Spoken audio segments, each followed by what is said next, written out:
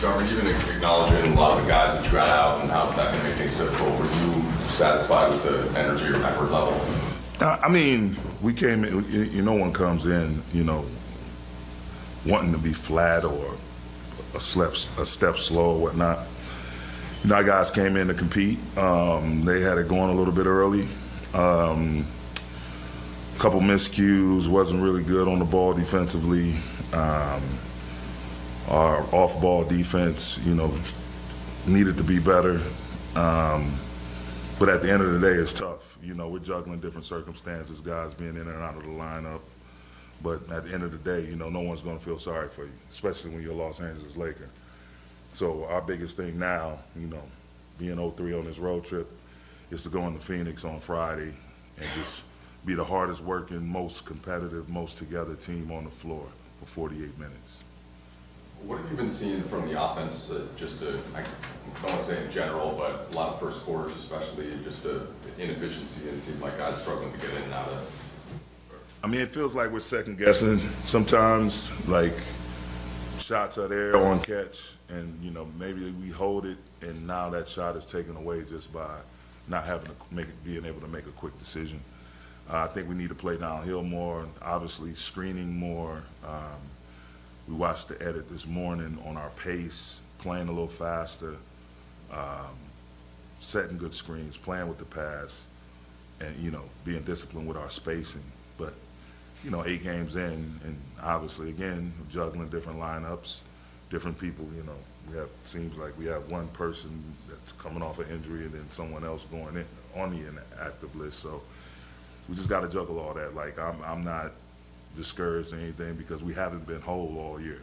And so the biggest thing for me at this point is, to keep coaching my team up in terms of that mentality, having a workman's mentality, and, just controlling what we control, and that's whoever is in uniform that night, try to be on the same page, but definitely try to go out and outwork our opponent.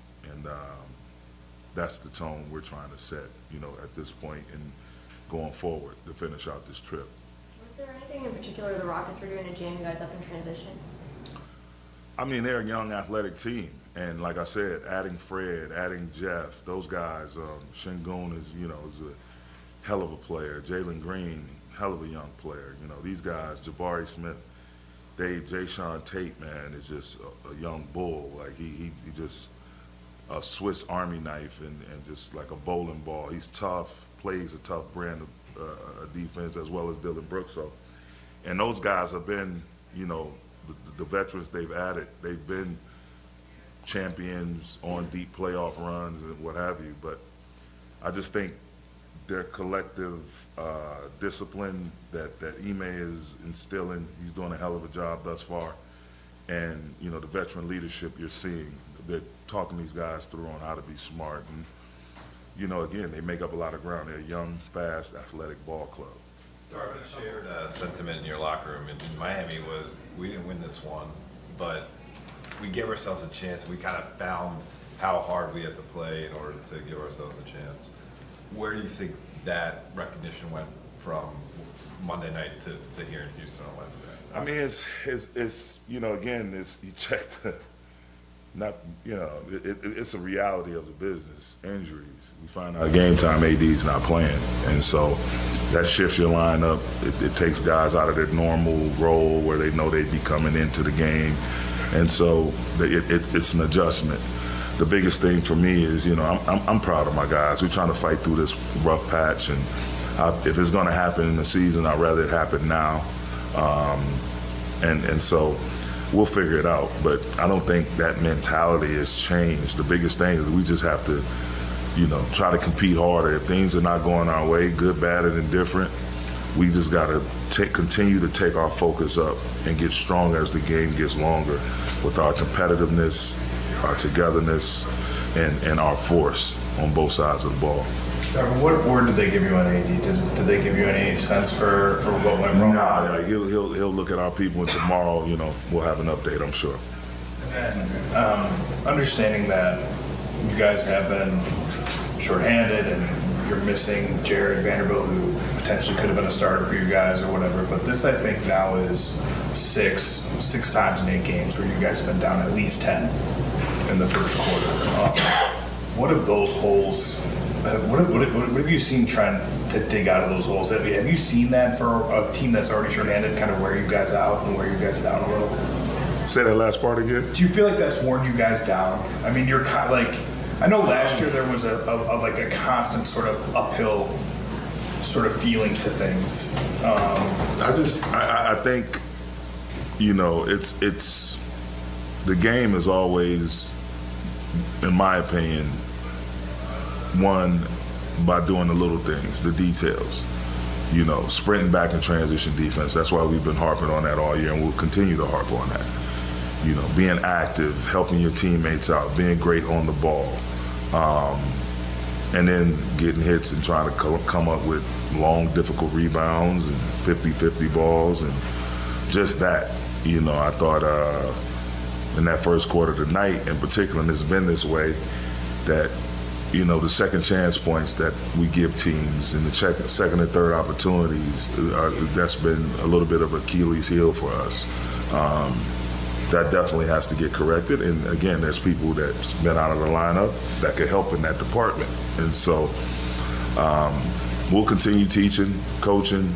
That's not going to change.